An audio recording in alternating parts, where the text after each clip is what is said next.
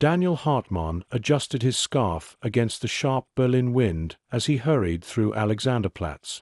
The late-night crowds had thinned, leaving mostly scattered tourists and commuters.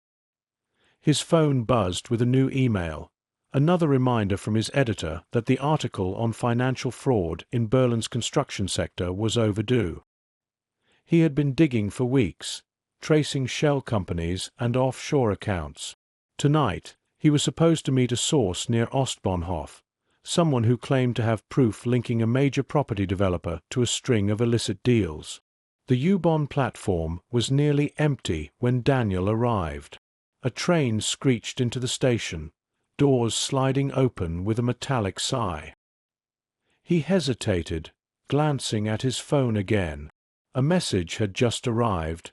"Don't take the train. They know. Meet outside instead." Daniel's pulse jumped.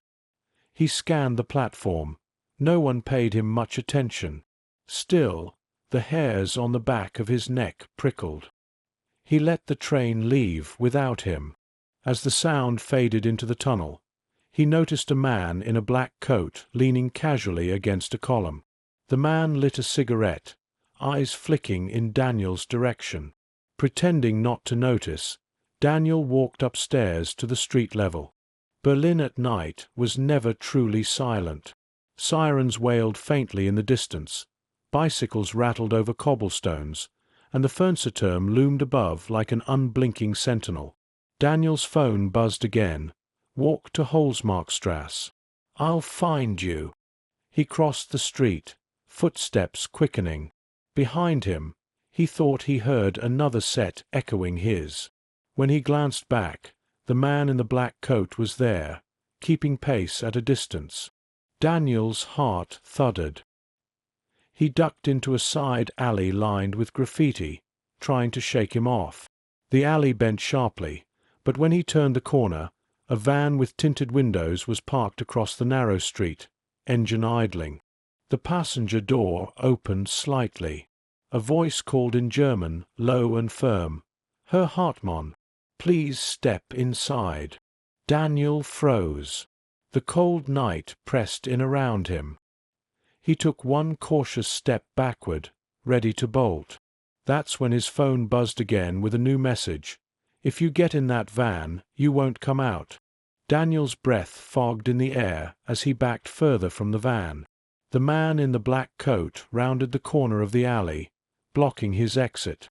Daniel's phone buzzed again. "Run left." He obeyed instinct more than reason, darting down a narrow passage between buildings. Trash bins clattered as he pushed past them, his shoes slapping against wet cobblestones. Behind him, shouts erupted, one in German, another in a language he couldn't place. The passage spat him out onto Holzmarktstrasse, where the Spree shimmered dark and restless under the street lamps. A woman in her 30s was waiting by the railing, hood pulled low. She grabbed his arm before he could speak. "You're late," she said in accented German. "We don't have time."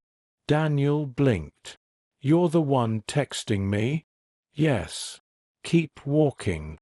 They moved together along the river, blending into the few late-night pedestrians. Daniel's pulse hammered as he tried to match her brisk pace. "Who are they?" he asked. "Private security, hired to silence people like you." Her voice was calm but clipped. "You've been digging into the wrong accounts. The developer isn't just laundering money. He's paying for things the police can't touch. Such as arms shipments, Daniel, to groups outside Germany. You print the truth, you'll embarrass half of Berlin's political class." They crossed toward a darker stretch of the riverside. The woman checked over her shoulder, then handed Daniel a small USB drive. "This has contracts, transfers, names. Enough to ruin them." Daniel pocketed it, his fingers trembling. "Why help me? My brother was killed because of them. That's all you need to know." She stopped suddenly, pressing him back against a wall. Her eyes darted across the street. The black-coated man was there again, moving steadily closer. "Split up," she whispered. "You head west. I'll distract him." Before Daniel could argue, she slipped into the shadows. The man's gaze flicked between them, then locked onto Daniel. Daniel ran. His lungs burned as he sprinted past shuttered cafes and neon-lit bars. A tram rattled by, drowning out the sound of pursuit, but when it passed he could hear heavy footsteps behind him. He cut into a courtyard, vaulted a low fence, and stumbled into another street. His chest ached, legs weak, but adrenaline pushed him on. Finally, he collapsed against a wall near Cottbusser Tor, gasping for breath. He checked his pocket. The USB was still there. Relief surged through him, but it didn't last. A new message flashed across his screen. "You can't trust her. Don't look at what's on the drive until we meet again." Daniel's throat tightened. He looked around at the strangers passing under the glow of kebab shop signs. Was the warning from his source, or from someone who had already infiltrated his phone? Daniel sat in a smoky bar off Cottbusser Tor, staring at the condensation dripping down his beer glass. The USB drive weighed heavily in his pocket, as if everyone around could somehow see it. Laughter and clinking glasses filled the air, but he couldn't shake the sense of being observed. His phone vibrated on the table. A withheld number. He answered cautiously. "Don't stay in one place too long," the distorted voice warned. "They'll trace you." "Who are you?" Daniel whispered. "The one who first pointed you to the money trail. I told you to meet outside Ostbahnhof, not follow her. She's not what she seems." Daniel's hand tightened around the phone. "She gave me the drive." "Good. But listen carefully. She works for them too. Controlled opposition. They'll let you expose just enough to burn their enemies, then bury you when it's convenient." The line went dead. Daniel sat frozen, heart pounding.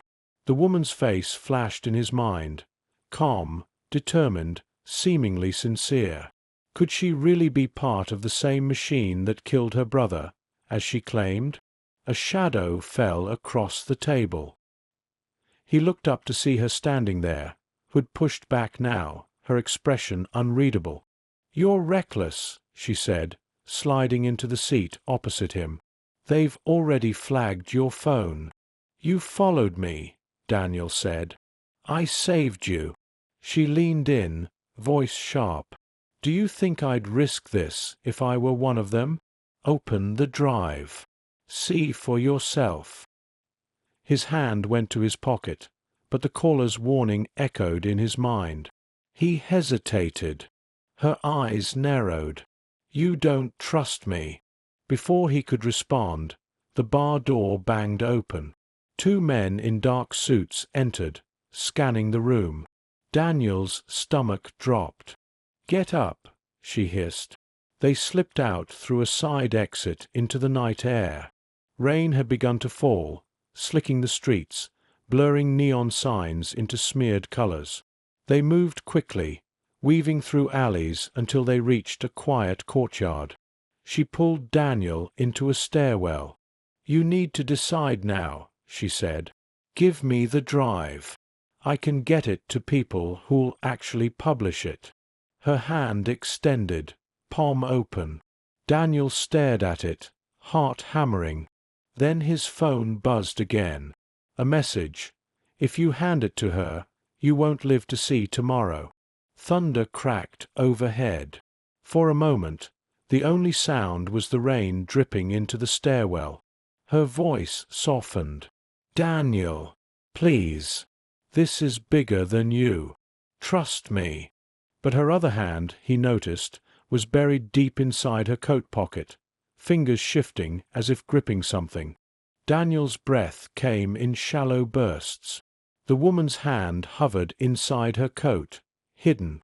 The stairwell smelled of wet stone and cigarette ash. Outside, Berlin's night pulsed with sirens and the hiss of tires on rain-soaked streets. "Show me your hand," Daniel said, his voice hoarse. She didn't move. "We don't have time for games. Give me the drive." His phone buzzed again, loud in the silence. With shaking fingers, Daniel lifted it. "Walk away. She's armed." A flash of doubt cut through him. He glanced at her pocket. "If you want me to trust you, then prove it. Take your hand out, slowly." Her jaw tightened. For a beat, the tension stretched unbearable. Then, in one swift motion, she pulled her hand free. Not a weapon, just a folded photograph, edges worn. She thrust it toward him. "My brother," she said, voice cracking for the first time. "Killed in Hamburg. Shot by their enforcers. You think I'm lying?" Daniel stared at the photo. A young man smiling on a beach, his arms slung around her shoulders. The grief in her eyes looked real. Too real to fake. But the warning messages, the surveillance, the men in suits, it all tangled in his mind. He couldn't know who was pulling which strings. "Daniel," she pressed, stepping closer. "If you keep it, they'll kill you.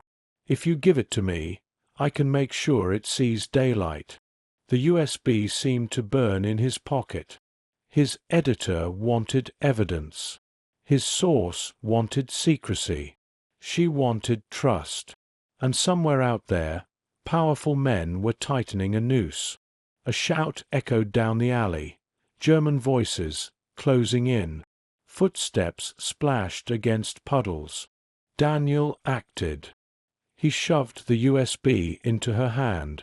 "Go. If you're lying, it's on your head." Her eyes flickered with something unreadable. Relief, triumph, maybe both. She slipped into the rain, vanishing into the maze of streets. Daniel pressed himself against the stairwell wall as two men rushed past, not noticing him.